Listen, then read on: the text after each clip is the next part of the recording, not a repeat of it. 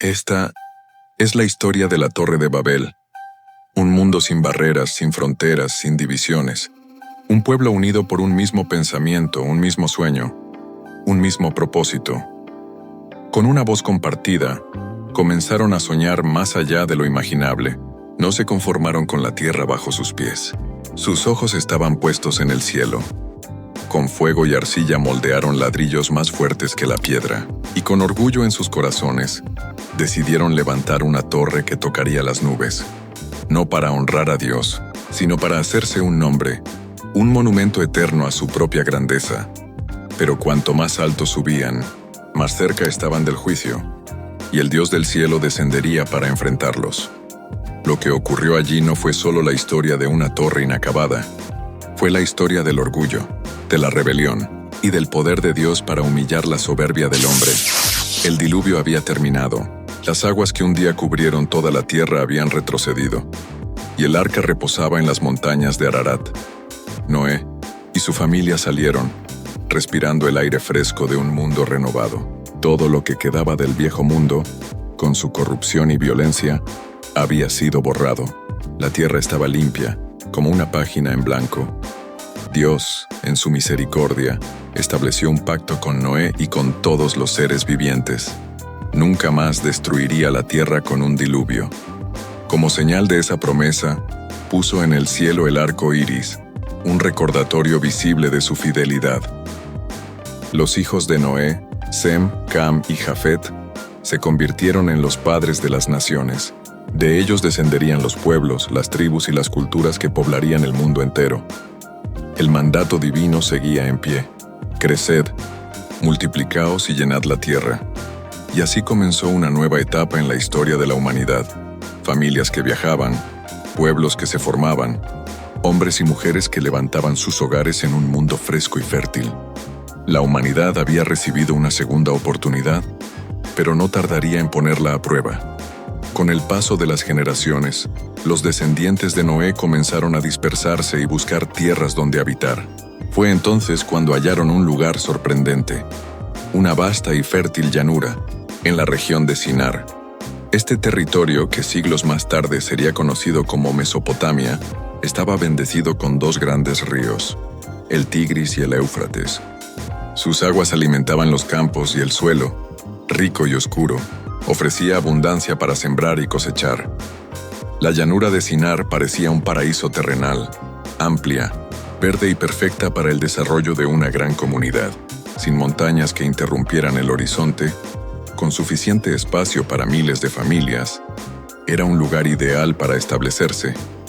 Los hombres se miraron unos a otros y dijeron: «Aquí nos quedaremos. Aquí construiremos nuestro hogar». Y así las tiendas se convirtieron en aldeas, las aldeas en pueblos, y la humanidad comenzó a soñar con algo más grande. Lo que comenzó como un lugar de provisión y bendición, pronto se convertiría en el escenario de una de las mayores rebeliones de la historia. En la llanura de Sinar, la humanidad descubrió un poder que cambiaría su destino: el ingenio de la construcción. Ya no dependían de las piedras de las montañas, lejanas y pesadas. En su lugar moldearon la arcilla de la tierra y, al cocerla al fuego, la convirtieron en ladrillos resistentes, uniformes, fáciles de apilar. Para unirlos, no usaron simple barro, sino betún, una sustancia negra y pegajosa que daba firmeza y durabilidad a cada estructura. Lo que antes parecía imposible, ahora era alcanzable. Casas, muros y torres podían levantarse con rapidez y fuerza.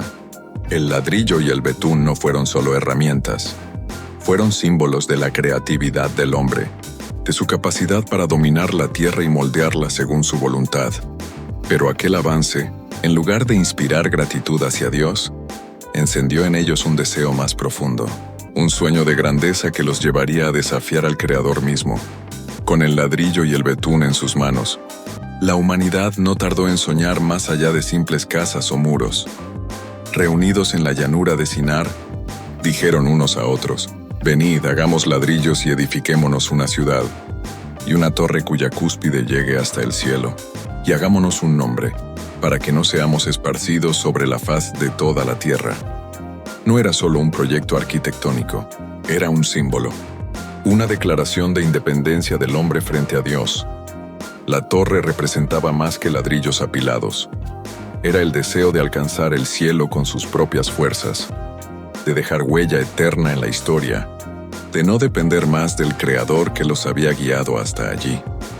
La unidad que había nacido como bendición se convirtió en un arma de soberbia.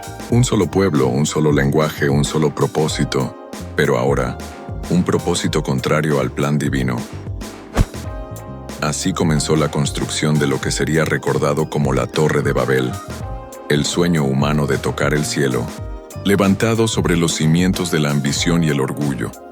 El verdadero problema no estaba en los ladrillos ni en el betún. El problema estaba en el corazón. La torre era solo la manifestación externa de algo más profundo, el orgullo humano. Un pueblo que, en lugar de exaltar el nombre de Dios, buscaba hacerse un nombre para sí mismo. Lo que unía a los hombres no era la fe, sino la soberbia. No buscaban obedecer el mandato divino de llenar la tierra, sino resistirlo, aferrándose a un solo lugar. El orgullo los cegó.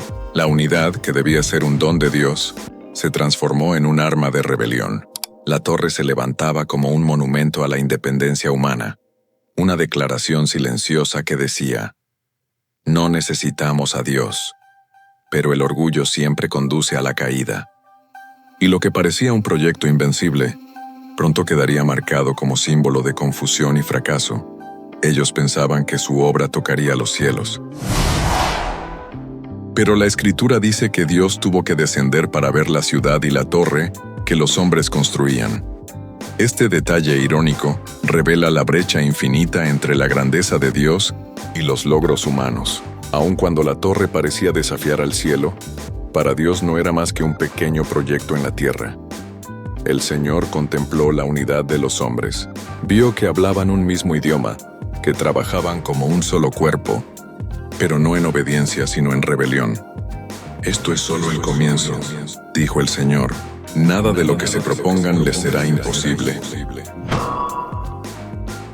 Dios no temía ser superado. El Creador jamás puede ser rivalizado por su criatura, pero, en su sabiduría, entendió que la arrogancia colectiva del hombre solo lo conduciría más lejos en la corrupción y el pecado. Y así, el Altísimo decidió intervenir, no por debilidad, sino por justicia, no por celos, sino por misericordia. Y así el Señor actuó. Una sola lengua se fragmentó en muchas. Las palabras que antes unían, ahora se convirtieron en confusión. Un hombre pedía ladrillos, y el que debía dárselos lo miraba con incomprensión. Otro pedía betún, pero nadie entendía su voz. Las órdenes se perdieron, los planes colapsaron, y la obra se detuvo. La ciudad, antes un ejemplo de unidad y fuerza, se sumió en el caos. La armonía que impulsaba la torre fue reemplazada por la frustración y la ira. Amigos se volvieron extraños, hermanos se distanciaron. Cada grupo solo podía comunicarse consigo mismo. La torre, símbolo de orgullo y desafío, quedó detenida, incompleta, como si el tiempo mismo se hubiera detenido. El poder de la soberbia humana se encontró con la autoridad divina, y la humanidad experimentó por primera vez las consecuencias de su rebeldía, división, desorden y fracaso. La confusión de lenguas cambió para siempre el curso de la humanidad. Incapaces de comunicarse, los hombres se separaron. Familias, amigos y comunidades que habían trabajado como uno comenzaron a dispersarse en todas las direcciones. Algunos viajaron hacia el norte, otros hacia el sur. Algunos se adentraron en las montañas, otros siguieron los ríos y los llanos. Cada grupo llevaba consigo su propio idioma, su propia identidad y su propio destino. La torre, la ciudad que una vez simbolizó unidad y ambición, quedó abandonada, incompleta, un monumento silencioso a la soberbia humana. Y allí, en la llanura de Sinar, surgió un nuevo nombre, Babel. Babel, porque allí confundió el Señor la lengua de toda la tierra, y desde allí los dispersó sobre la faz de toda ella.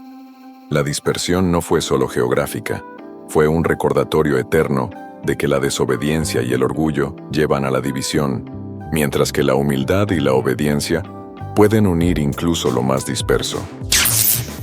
La historia de Babel no es solo un relato antiguo, es una advertencia que trasciende el tiempo. El orgullo humano, cuando se centra en sí mismo y no en Dios, conduce inevitablemente a la división y al fracaso.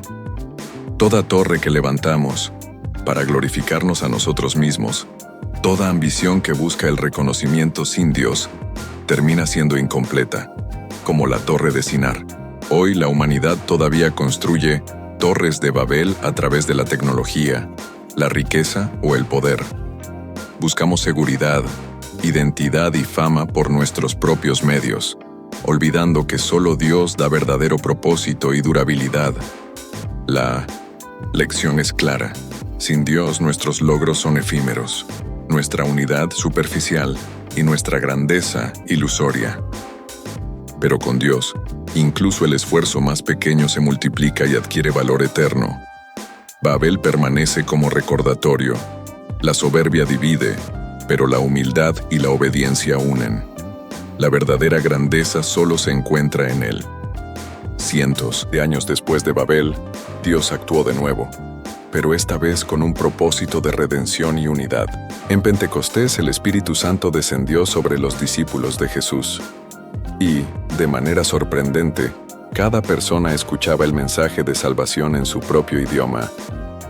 Donde Babel había confundido y dispersado, Cristo clarificó y reunió. La división causada por el orgullo humano fue revertida por el poder unificador de Dios. Este evento muestra que la verdadera unidad no se encuentra en la fuerza, la ambición o la lengua común, sino en Cristo, el verdadero unificador de todos los pueblos. Así como la dispersión de Babel preservó a la humanidad del pecado sin freno, Pentecostés reveló que Dios siempre tiene un plan para redimir, unir y guiar a su pueblo hacia su propósito eterno. La historia de la Torre de Babel nos habla directamente hoy. Toda ambición que excluye a Dios está destinada al fracaso. El orgullo divide, la soberbia frena nuestro progreso y la búsqueda de gloria propia nos aleja del verdadero propósito. Pero la humildad, la obediencia y la dependencia de Dios nos permiten construir con sentido y alcanzar resultados duraderos. Así como en Pentecostés Dios reunió a los pueblos dispersos, hoy nos recuerda que la verdadera unidad solo se encuentra en Él. Cada proyecto, cada esfuerzo, cada sueño puede ser bendecido y fructífero si Dios está en el centro. Sin Él, nuestras torres quedarán incompletas. Con Él, incluso los esfuerzos más pequeños producen frutos eternos. Recordemos siempre, la verdadera grandeza no se mide por lo alto que llegamos, sino por lo profundamente que permanecemos en obediencia, fe y amor hacia Dios y hacia los demás.